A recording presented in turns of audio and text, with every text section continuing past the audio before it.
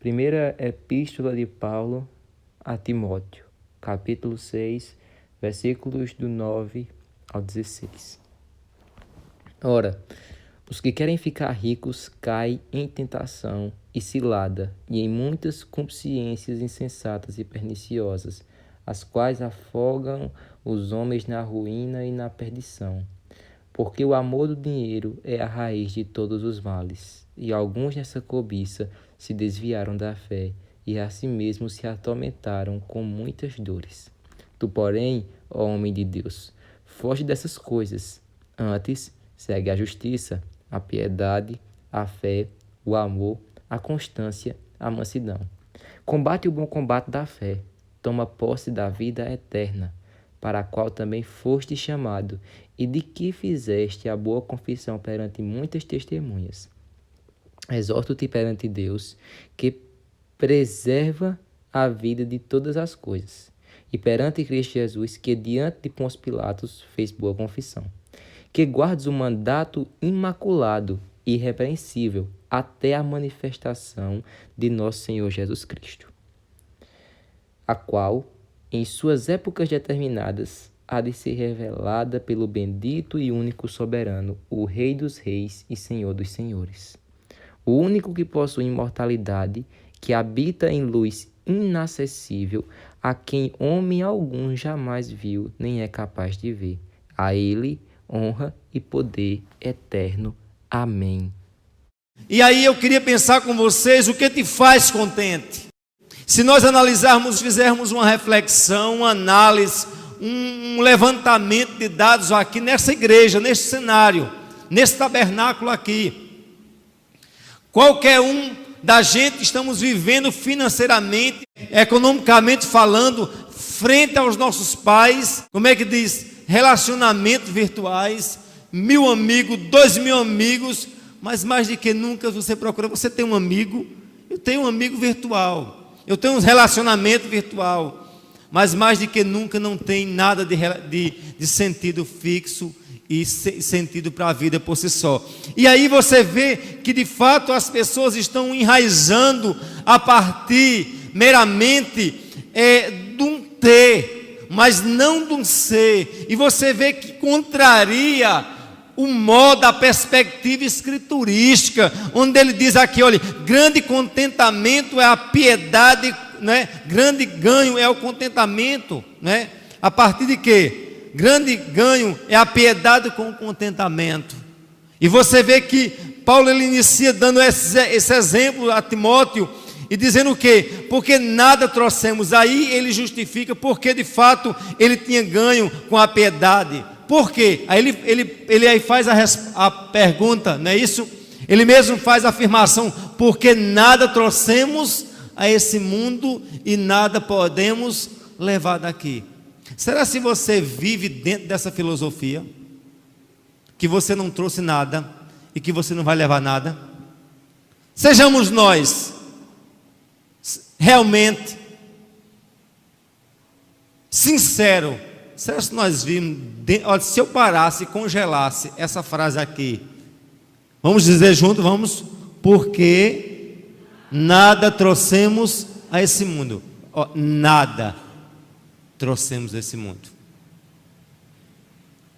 Lembra o que é que Jó, diante de todas as percas dele, ele disse, nu vim ao vento da minha mãe, nu voltarei para lá, o Senhor me deu, o Senhor tomou, bendito seja o nome do Senhor.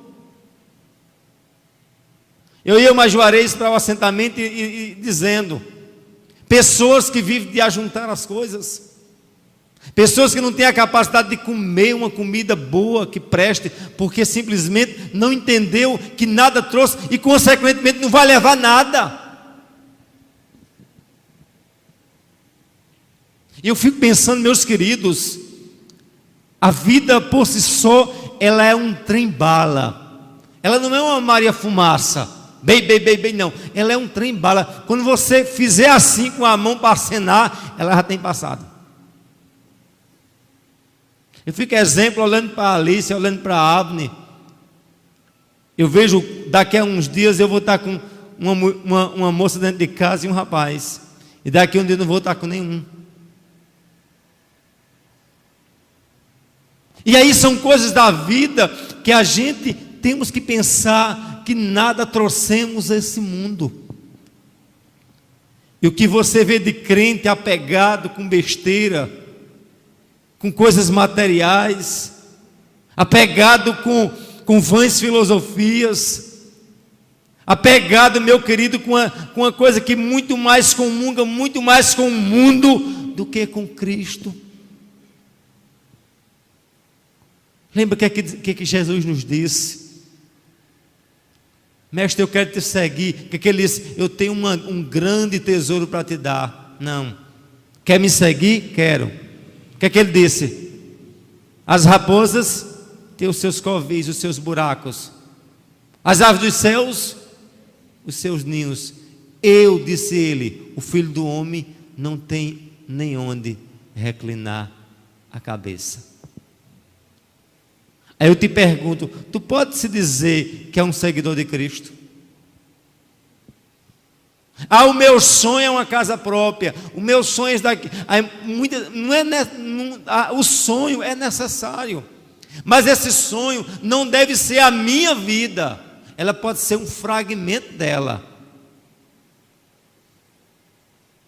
Ontem eu cheguei umas 6h30, quando eu estava me preparando para dormir, aí um telefone tocou: pastor, eu quero um carro, o seu carro para ir no, como é que diz, no Amparo, né? O carro não estava com suspensão muito boa, mas uma coisa eu aprendi, meus queridos: carro se quebra, se endireita. E o que Deus me deu para eu desfrutar e servir aqueles que estão dispostos, realmente estão necessitados de servir, de ser servido. E aí eu fiquei pensando, sabe o que é? Tem muitos, não, eu não posso botar o meu carro num buraco, ele não pode ter poeira, ele não pode ter isso. Eu quero dizer uma coisa a você: se você pensar assim, você redefine o que é realmente ser cristão. Senão você vai entender que você vai deixar o carro aí bem durinho, mas você vai envelhecer, você vai morrer e vai deixar tudo para o povo rasgar, feito uns urubus. Eu quero dizer aqui a você, eu não estou incentivando você a ser um cabo irresponsável nas finanças, não. Eu não estou incentivando você a não pensar numa perspectiva futura. Eu quero dizer a você que você viva o presente, porque o amanhã não te pertence, amém? O amanhã só pertence a Deus. Se você puder de ajudar alguém, ajude. Observe bem que ele inicia aqui o verso 11, diz: olha, homem de Deus, foge. E aí eu fiquei pensando uma coisa: por que de fato a palavra foge aparece no texto, né? A ideia do fugir é porque algo nos persegue. Vamos supor, a avareza nos persegue, a tentação nos persegue, todas as coisas que a presença de Deus nos persegue. E aí o que é que o texto está nos mostrando? Você se desvie disso. E ele prossegue usando o termo de guerra. Ele aqui não diz assim: você está aqui numa sensação bem cômoda. Ele diz: você está militando, guerreando. E muitos crentes não entendem que a vida por si só é uma guerra. Eles militam a boa milícia da fé e tomam posse do quê? Da vida eterna. E ele prossegue dizendo o que, meus queridos? Olha, o verso 14: que guarde este mandamento sem mácula e repreensão até a aparição do nosso Senhor Jesus Cristo, da qual ao seu tempo mostrará a bem-aventurança e o único poderoso Senhor, Rei dos reis e Senhor dos senhores. E aí eu queria analisar com você o verso 12, rapidinho, diz assim: olha, milita a boa milícia e toma posse da vida eterna. Como é que eu posso guerrear e ao mesmo tempo tomar posse da vida eterna? Era como você assim, antes de você alcançar os céus, você já tem que viver como tivesse no céu, como cidadão do céu. Ou seja, é o conceito da igreja triunfante, da igreja militante. A igreja de fato, ela está guerreando, mas ela já é uma igreja o quê? Triunfante. Olha como ele diz assim: vocês estão aqui na terra, vocês estão guerreando, vocês estão militando. Agora lembre de uma coisa: já tome posse da vitória. Já se comporta o quê? Como cidadão do céu. Aí eu lhe pergunto: será se eu posso ser um cidadão do céu na terra, avarento, briguento? E aí tudo aquilo que ele diz, fuja e siga o contrário. Está compreendendo? A discrepância, algo antagônico, e a gente quer ser cidadão do céu fazendo o quê? Não fugindo, mas seguindo as coisas de quê? Da carne. Eles tomem o quê? O lugar, a posição oposta. Diante disso tem que fazer o quê? Fugir. Lembra o que é que José fez? Fugiu da mulher de Potifar. Lembra o que é que o Senhor disse? O próprio Tiago, o próprio Paulo disse a Timóteo: fugir das paixões de quê? Da mocidade. A gente tem que fugir, meus queridos, de tudo aquilo que nos distancia de Deus, de tudo aquilo que de fato nos distancia de sermos e de ter sentido a nossa real alegria. Amém? E aí vocês veem que ele prossegue dizendo: olha, que guarde este mandamento sem mácula, diga, até a aparição do nosso Senhor Jesus Cristo. Essa guerra minha, mesmo tomando posse como cidadão do céu, ela tem que perdurar até o quê? A volta de Cristo. Olha os marcadores temporal aqui, olha, até. Eu tenho que continuar, mas eu só posso parar de guerrear até um dia que de fato eu adentrar nas mansões celestiais. E ele prossegue, o verso 16 diz: aquele que tem, só ele, diga comigo, a imortalidade, e habita na luz inacessível, a quem nenhum dos homens viu e nem pode ver, o qual seja honra, poder para sempre eterno. Amém.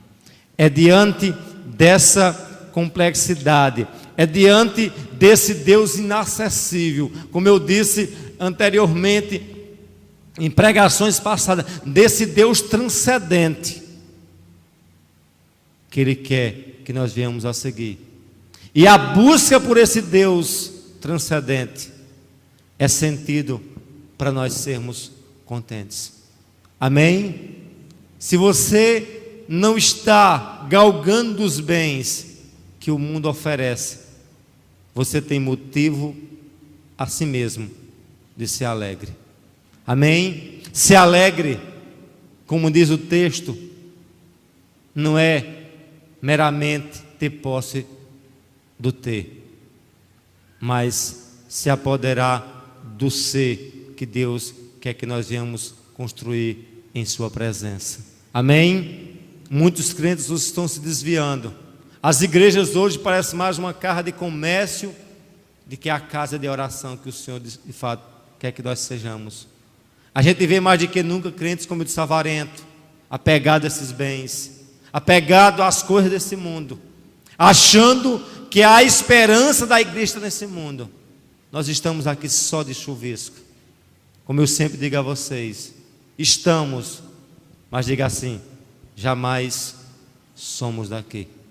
Amém? Se Jesus disse que não era daqui, eu automaticamente não sou daqui. A aplicação por último: o que me faz contente é viver temporariamente aqui na terra, mas ter a real esperança que sou do céu. É antecipar a comemoração do triunfo. Por isso que ele diz aqui, olha, tome posse da vida eterna. Essa posse, já analisou por que ele se mandou tomar posse? Posse é para quem? Quando alguém toma posse, antes acontece o quê? Uma eleição. Sabe por que nós podemos tomar posse? Porque Deus já nos elegeu. Entende isso? Ele já nos escolheu. Ele diz: vocês não serão salvos. O que é que ele diz? Vocês são o quê? São salvos. E como salvo, eu tenho que viver como salvo. Ah, pastor, como é que eu sou um salvo e sou avarento? Ah, pois você não é um salvo. Me desculpa a expressão tão dura. Não tem condição de nós sermos avarentos e ser salvo. Ou qualquer outra coisa que contradiz o seguir. Se Se eu sou salvo, qual é o caminho que eu tenho que fazer? O quê? Fugir. Diga comigo, fugir e seguir.